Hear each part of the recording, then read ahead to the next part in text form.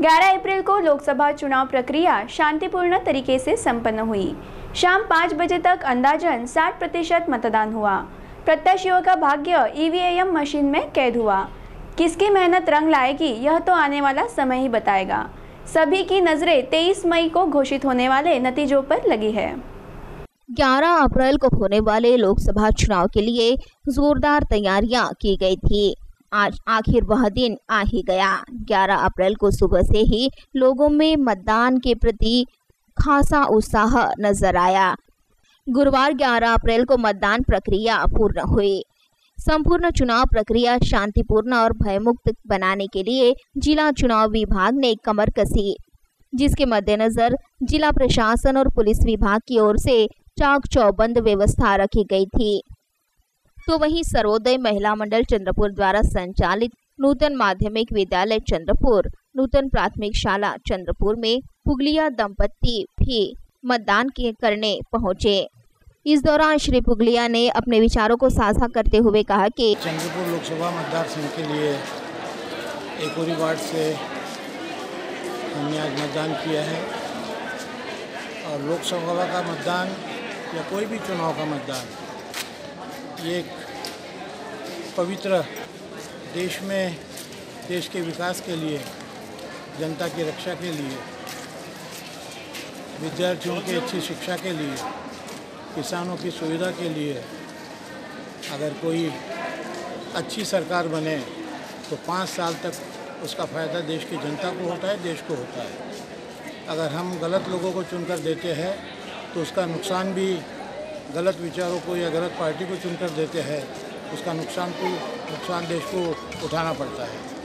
आज के इस खुशी के मौके पे मैं जनता से अपील करूंगा कि अपने इस लोकतंत्र के पर्व में ज़्यादा से ज़्यादा मतदान करके देश में एक मजबूत सरकार बनाए जो कि भाजपा उम्मीदवार और केंद्रीय गृह राज्य मंत्री हंसराज अहीर ने हिंदी सिटी स्कूल के केंद्र पर मतदान किया। इससे पूर्व उन्होंने देवी महाकाली के मंदिर में जाकर दर्शन लिए और विजय की कामना की। मतदान के बाद उन्होंने फिर विजय की आशा व्यक्त की। माता महाकाली के दर्शन लेकर निकला हूँ। अभी माता महाकाली के चरणों में प्रार्थना की है जो मेरे चंद्रपुर की कुलदेवत है। यहाँ पर हम श्रद्धा के साथ में हैं और ये श्रद्धा के साथ में मैं कहता हूँ कि माता महाकाली पुनः हमें जिताएगी। देश के प्रधानमंत्री नरेंद्र मोदी जी बने, ये जनता की आवाज़ है और यही आशीर्वाद लेने में आया था। राज्य के वित्त नियोजन वन मंत्री सुधीर मुनगंटीवार ने चंद्रपुर की सिटी हाई स्कूल केंद्र पर मतदान का अपना अधिकार पूर्ण किया। इस समय उन्होंने विदर्भ के सभी 7 ही जगह पर भाजपा जीतेगी ऐसा विश्वास व्यक्त किया। जागेवर निवडणूक सुरू आहे। आम्हाला विश्वास आहे की या 7ही लोकसभेच्या जागेवर मतदार राजा सद्विवेक बुद्धीने या देशाचं वैभव, या देशाच्या प्रगतीच्या बद्दल जो पक्ष गंभीरतेने कार्यवाही करू शकतो अशाच पक्षाच्या मागे मतदार होईल। 4 वर्ष 11 महिने आम्ही जनतेची सेवा करतो। आमच्या पक्षाने अभ्यास केलेला आहे आणि म्हणून परीक्षेची भीती असण्याचं काहीच कारण नाही। आम्ही जर 4 वर्ष 11 महिने अभ्यास करतो तर निवडणुकीत भीती असण्याचं कुठेही कारण उपस्थित होत नाही। माननीय मुख्यमंत्री महोदय म्हणाले ते खरं आहे की या निवडणुकीमध्ये जनता सद्विवेक बुद्धी, शेवटी निवडणुकीमध्ये 7 धर्माच्या बाहेर जाऊन मतदान झालं पाहिजे। या देशाची प्रगती व्हावी। जगामध्ये 193 देश आहेत। लोकसंख्येच्या बाबतीमध्ये आमची लोकसंख्या 2ऱ्या क्रमांकाची आहे, चीनची क्रमांक 1ची आहे। पण जेव्हा मी लोकशाहीचा विचार करतो तेव्हा लोकशाही या जगातल्या 193 देशात सर्वात मोठी लोकशाही भारताची आहे।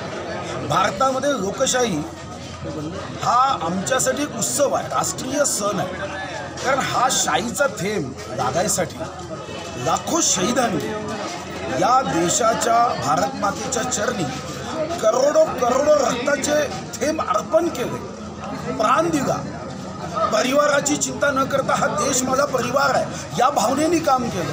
तेव्हा आज मी जाऊन शाहीचा थेंब लावतो आणि मतदानाचा अधिकार, आणि नुसतं मतदानाचा अधिकार नाही तर आपण बघाल जगामध्ये अनेक देश आहेत की जिथं महिलांना मतदानाचा अधिकार नव्हता, ज्या ठिकाणी गरिबांना मतदानाचा अधिकार नव्हता, हा एकमात्र देश आहे की ज्या देशामध्ये झोपडीत असणाऱ्यालाही तेवढाच अधिकार आहे आणि 4000 कोटीच्या घरात असणाऱ्यालाही तेवढाच अधिकार आहे।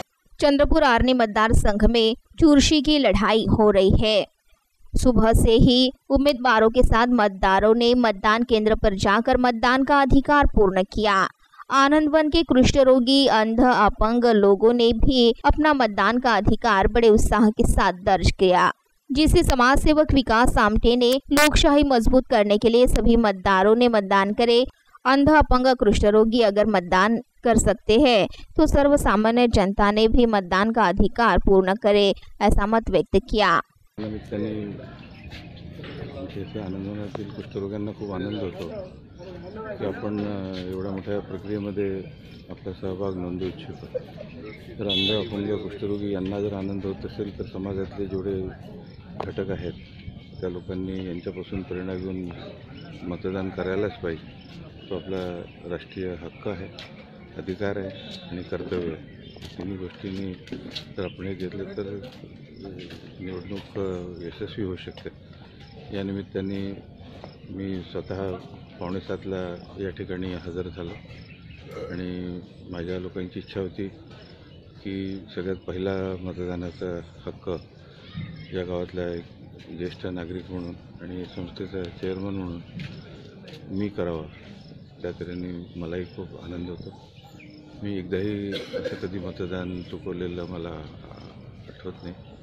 तर आपण लोकांनी सुद्धा माझी विनंती आहे की समस्त नागरिकांनी आपला हक्क हा अवश्य बजावावा। वरोरा के लोकसभा के उम्मीदवार बालू धानोरकर ने भी अपने मतदान का अधिकार पूर्ण किया और जनता को 100% मतदान करने का आह्वान किया। लोकसभा क्षेत्रामध्ये फिरत आहे। आम्ही महाआघाडीचा उमेदवार असल्यामुळे माझ्यासोबत विविध पक्षाचे आमचे सर्व महत्त्वाचे पदाधिकारी आणि कार्यकर्ते मोठ्या प्रमाणात उपस्थित राहून यांनी बूथ लेवलचं काम व्यवस्थितपणे पार पाडलं। गावातून मतदान बूथपर्यंत आणायचं काम महत्त्वाचं पार पाडलं आणि आमच्या तरी दृष्टिकोनातून प्रामाणिकपणे लोकशाहीचा आदर्श डोळ्यासमोर ठेवून आम्ही ही निवडणूक लढलो आहे। कुठेही कलिपीची भावना आमच्या डोक्यात आणली नाही आणि भविष्यात आणणार नाही असं आमचं एक काम आहे। आता एका बूथवर मी बघितलं की जवळपास 1100 मतदान आहे, त्यातली 500 मध्ये डमी आहे अशी तिथल्या अधिकाऱ्यांनी मला सांगितलं। अतिशय खेदाची बाब आहे। मला सुद्धा या गोष्टीची कल्पना मिळाली होती की 3 राज्यातून इथे मतदान आणल्या जाणार 25,000 आणि ते टाकल्या जाणार अशी वात्रट खेळी विरोधकांकडून होतात। हे अतिशय दुःखद अशी बाब आहे, लोकशाहीला घातक आहे। भविष्यात या देशात हुकुमशाही राजवट न यावी म्हणून जनतेला आवाहन करतो की जागरूक होऊन मतदान करा। तो वहीं वंचित बहुजन आघाड़ी के राजेंद्र महाडोडे ने वनी में मतदान किया।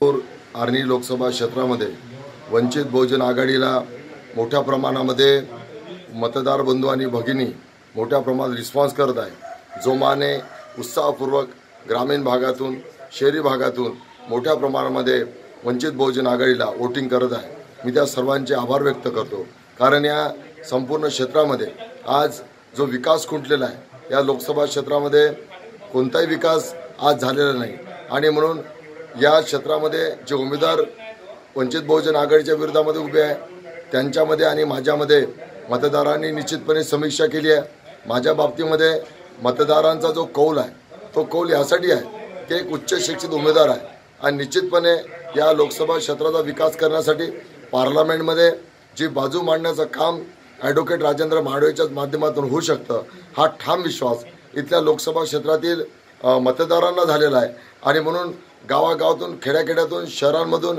मोठ्या प्रमाणामध्ये आज वंचित बहुजन आघाडीला कब्बशा चिन्हावर जे मतदान होऊ राहिलं ते खरोखरच एक अतिशय जोमानं होणारं वोटिंग आहे आणि वंचित बहुजन आघाडीची जी विजयाकडे होणारी वाटचाल आहे ती निश्चितपणे एक उत्साहवर्धक आहे। मी मतदार बंधू आणि भगिनींचे या निमित्त एक आभार व्यक्त करतो आणि निश्चितपणे मी त्यांना या निमित्तानं सांगू इच्छितो या लोकसभा क्षेत्राचा मी विकास केल्याशिवाय राहणार नाही। जो काही विकास खुंटलेला आहे तो प्रत्येक क्षेत्राला विकास माझ्या माध्यमातून करण्यासाठी मी कटिबद्ध राहणार आहोत आणि निश्चितपणे आज वंचित बहुजन आघाडी विजयाकडे वाटचाल करीत आहे। त्यासाठी मी सर्व मतदार बंधू आणि भगिनीचे या ठिकाणी वंचित बहुजन आघाडीच्या माध्यमातून आभार व्यक्त करतो। धन्यवाद। मतदान के लिए विकलांगों के लिए प्रशासन की ओर से सुविधा मुहैया कराई गई थी, लेकिन इस सुविधाओं का अभाव नॉर्मल स्कूल के बूथ पर नजर आया। सूरज आग उगल रहा है, बावजूद इसके चंद्रपुर के मतदारों ने सुबह से ही मतदान के लिए कतारें लगाई। दोपहर की तीव्र धूप को देखते हुए 11 बजे तक मतदान करने पर लोगों का जोर दिखाई दिया। चंद्रपुर के वर्धा वैली इंग्लिश हाई स्कूल में मतदारों ने ऐसी कतारें लगाई। चंद्रपुर जिले के धाबा के केंद्र पर 2 ईवीएम मशीन बिगड़ने से आधा घंटा देर से मतदान शुरू हुआ। तांत्रिक बिगाड़ होने का बताया गया। लोगों ने शोर मचाया और कर्मचारियों ने वरिष्ठों को जानकारी दी और आधे पौन घंटे बाद पर्यायी मशीन की व्यवस्था की गई, जिसके बाद मतदान योग्य रूप से सुचारू हुआ। मतदान प्रक्रिया शांतिपूर्ण माहौल में संपन्न हुई और प्रत्याशियों का भाग्य ईवीएम में कैद हुआ।